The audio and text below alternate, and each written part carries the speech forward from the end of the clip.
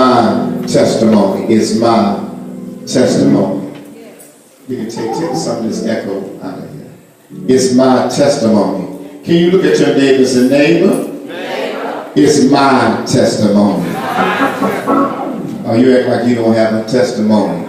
I just need to find a few people that don't mind letting everybody know they have a testimony, to look at your neighbor and say, I have a testimony. And it's my testimony. Y'all gonna pray with me? We've been dealing with this text about Lazarus dying and how he had been dead for 4 days and how Jesus procrastinated and hesitated and waited until he died. And then when he showed up, he ran into Martha, who suggested to him that if he had been here, that her brother would not have died. Jesus had to inform her that this death was not just something that was done out of spite, that God does not do evil, but everything that God does, he does it for a purpose. And every purpose that God has is good. She said, I know that Lazarus would rise again. Jesus said, you need to understand who I am, who you're talking to. He said, I am the resurrection and the life. Which means that when Jesus shows up, anything dead can be resurrected. I said, when Jesus shows up, everything dead can be resurrected. Martha and Mary discovered a very important point in this story. They discovered that this death had nothing to do with Lazarus, because Lazarus was dead. That this whole scenario was about Mary and Martha. It had nothing to do with Lazarus, because Lazarus was dead. But it had everything to do with Mary and Martha.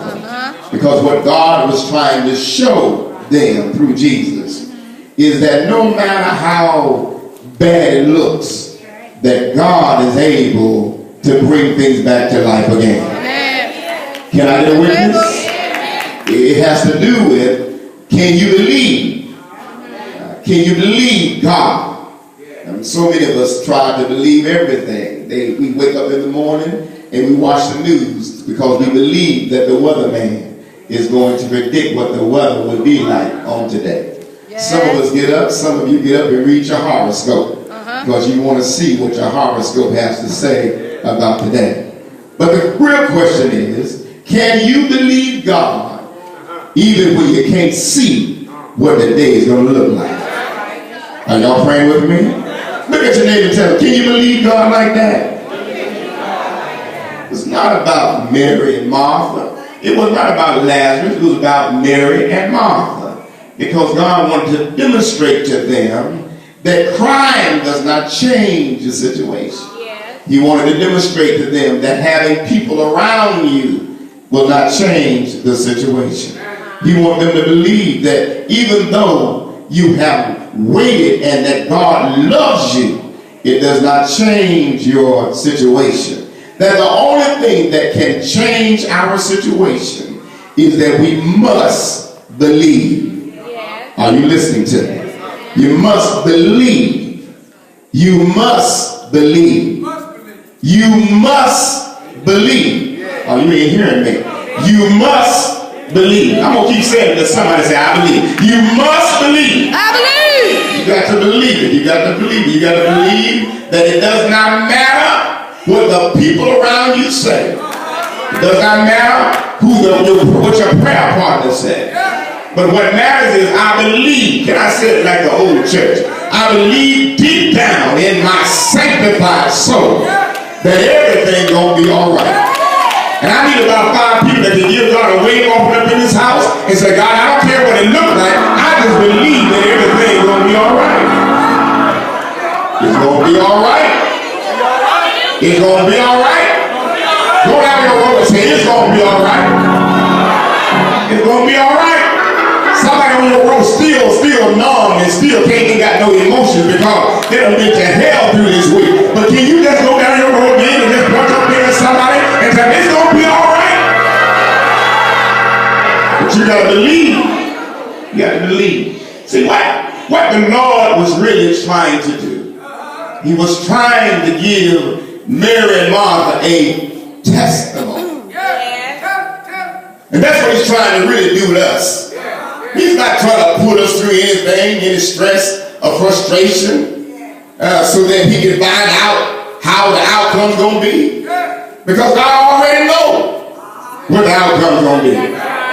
But he wants to get us into a situation where nobody can help us but Jesus. So that the credit will only go to God. I said, so that the credit will only go to God. And so that you would have a testimony. And the testimony would be, as it said in Psalms, if it had not been for the Lord on my, I need some Bible readers in here, I would not have made it. Then he said, let all of Israel say. So can I ask you, can you just tell the Lord, if it had not been for you on my side, I would not have been able to make it. So therefore, the whole thing was, he needed to give them a testimony. So I asked the Lord, what is a testimony? A testimony. Can we break this word down and can we diagnose this word? Test.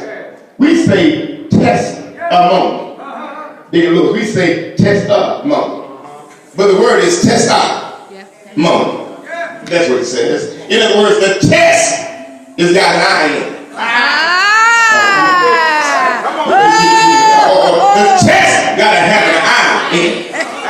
And the problem with some of us is we don't mind the testimony.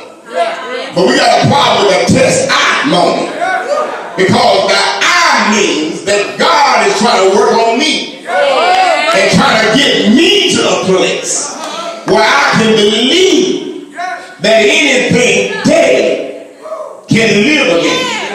And that even though it seems hard and feels hard, God ain't going to take me out of it, but God going to let you go through it. Do I have a witness?